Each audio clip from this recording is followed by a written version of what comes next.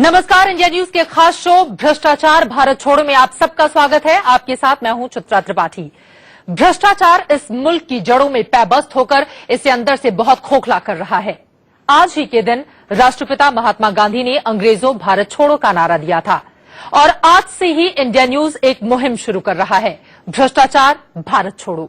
हिंदुस्तान में भ्रष्टाचार की जड़ें कितनी गहराई तक पहुंच चुकी हैं, इसकी एक मिसाल कानपुर में देखने को मिली है, जहां 37,000 लोगों की जिंदगी भर की कमाई भ्रष्टाचारियों के चक्कर में ऐसी उलझी कि लोग अपने ही पैसों के मोहताज हैं।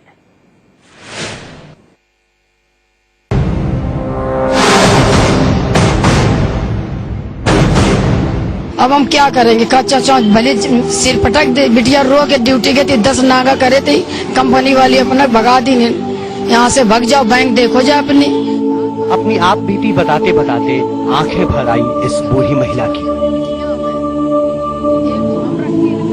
और ऐसी हालत केवल इनकी भर नहीं, बल्कि इनके जैसे 37,000 लोग हैं जो परेशान हैं,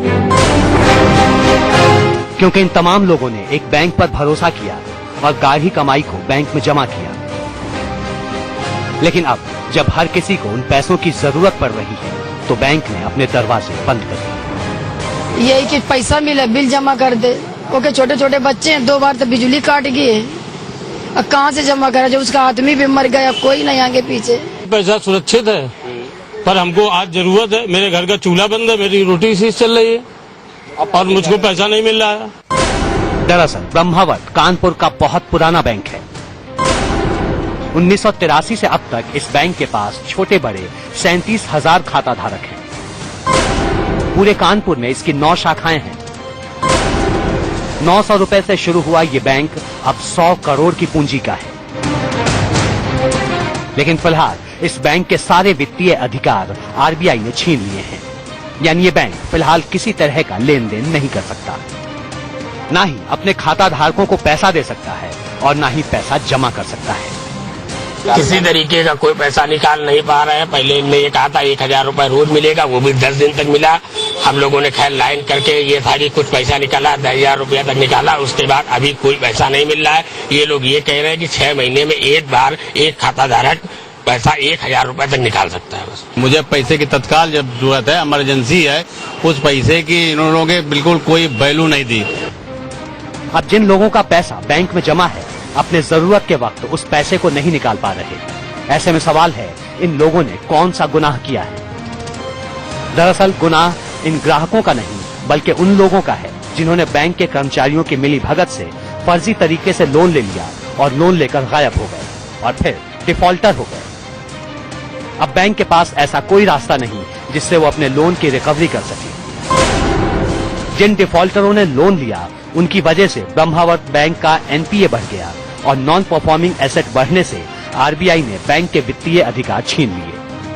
जैसे हमारा नगर निगम के मध्य में एग्रीमेंट हुआ था, उससे हमने लोन दिया, तो कुछ लोगों ने साजिशन हमारे यहाँ से अकाउंट ट्रांसफर करा के दूसरी जगह से उनके लोन करा दिए, तो जिससे हमारी रिकवरी बाधित हुई। और हमने बहुत प्रयास किया कि हमारे सैलरी अकाउंट आ जाएं। अक्टूबर में वो सैलरी अकाउंट हमारे आ भी गए थे और हमने रिजर्व बैंक को उसकी प्रोग्रेस भी भेजी थी। 2 करोड़ की रिकवरी हमने दिखाई भी थी। उन्होंने हमको दिसंबर 2015 तक का टाइम दिया था। एक दिन पहले वो 15 तक का टाइम देते हैं और दूसरे दिन हमारे ऊपर ये इस तरीके का एक डायरेक्शन आ जाता है।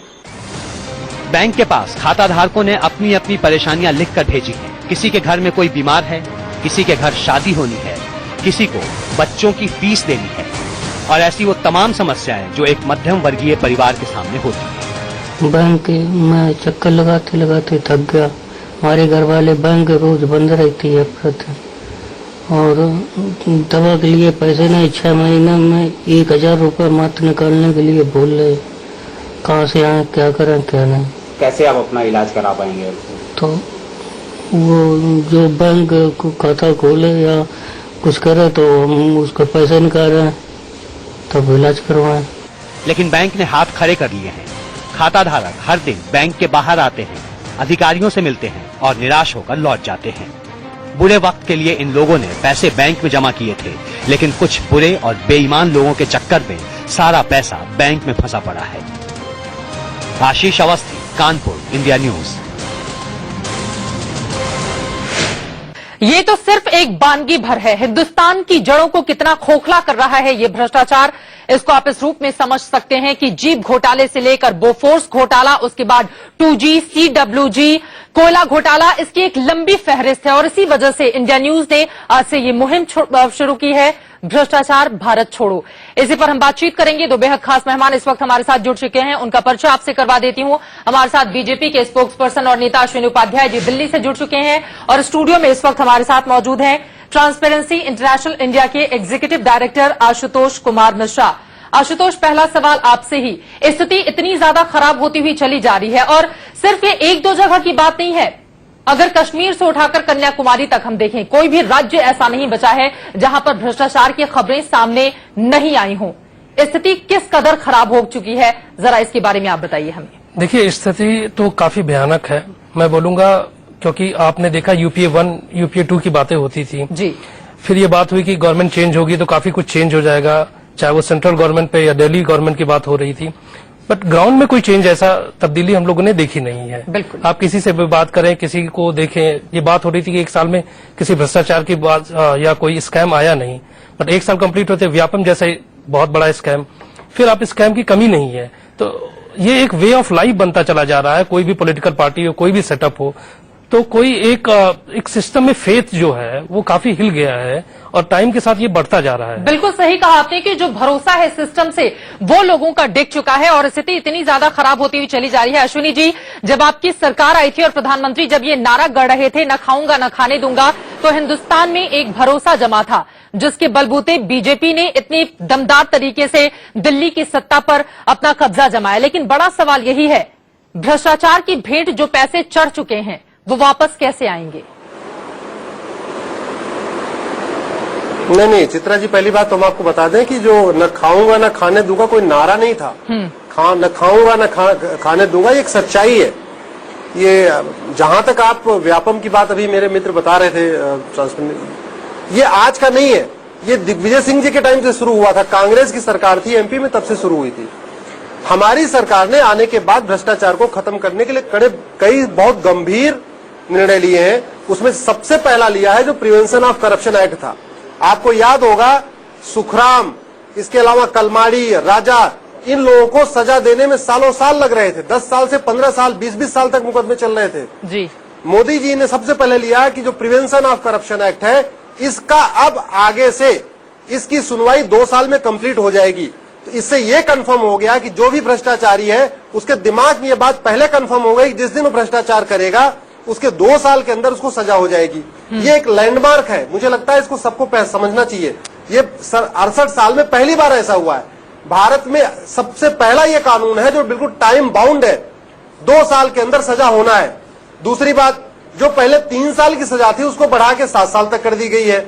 इसके अलावा इसमें ये भी रखा गया है कि जो भी घोटाला किया जाएगा, जो भी लुटेरा लूटेगा, उससे उसको वापस लिया जाएगा। ये प्रावधान भी डाला गया है। तो आए, दिक्कत तो यही है ना, पहले पकड़ में तो आए। आशुतोष को जोड़ना चाह रहे हैं, लेकिन आशुतोष, एक और महत्वपूर्ण सवाल है, भ्रष्टाचार को लेकर लोगों की मानसिकता उस कदर अभी नहीं बदली है, क्योंकि लोगों के अंदर जो डर होना चाहिए वास्तव में कानून का कि अगर मैं भ्रष्टाचार में लिप्त होऊंगा तो मेरी स्थिति इतनी ज्यादा खराब होती हुई चली जाएगी, वो हालात नहीं बने हैं। इसी वजह से भ्रष्टाचार को लेकर आज भी देखा जाए तो समाज की जड़ें बिल्कुल उसी तरह से खोखली हैं, दावे पॉलिटिकल पार्टीज की ओर से कितने भी किए जाएं। जी देखिए, दावे तो काफी होते रहते हैं, बट दावे का एक्चुअल इम्प्लीमेंटेशन वो हमेशा मिस रहता है। जहां तक लॉ की बात है, मैं ऐड करना चाहूंगा कि यूपीए 2 ने काफी एंटी करप्शन बिल्स लेके आए थे। बिल्कुल, काफी वो पेंडिंग थे, वो लैप्स कर गए, कुछ गवर्नमेंट लेके भी आई। अब देखिए लोकपाल की बात, लोकपाल का कहाँ अपॉइंटमेंट हुआ, ना दिल्ली सरकार ना केंद्र की सरकार उस पर कुछ बात कर रही है। फिर बात हुई लॉज ब्रिंग करने की, विसल ब्लोअर प्रोटेक्शन बिल जो एक्ट बना, आप देखिए उसमें क्या प्रोविजंस है। प्रॉब्लम लॉ की एक नहीं है, इम्प्लीमेंटेशन के भी है। कैसे टाइम बाउंड आप डिलीवरी करेंगे। फिर प्राइवेट सेक्टर करप्शन, जो प्राइवेट सेक्टर पीपीपी मॉडल, आप देखिए बैंक का आप एग्जांपल दे रहे थे, जो बैंक का एग्जांपल, और ऐसे बहुत से एग्जांपल है जहां पे प्राइवेट सेक्टर के लोग इन्वॉल्व हो रहे हैं। प्राइवेट सेक्टर का एम्बिट बढ़ता चला जा रहा है। आपके पास कोई लॉ नहीं है उन चीजों को दिलने के लिए। तो ये कहना कि हम लॉ ले आएंगे, ब्लैक मनी, मुझे लगता है कि इम्प्लीमेंटेशन, हम लोगों ने इस प्रॉब्लम को बहुत कॉम्प्लेक्स बना दिया।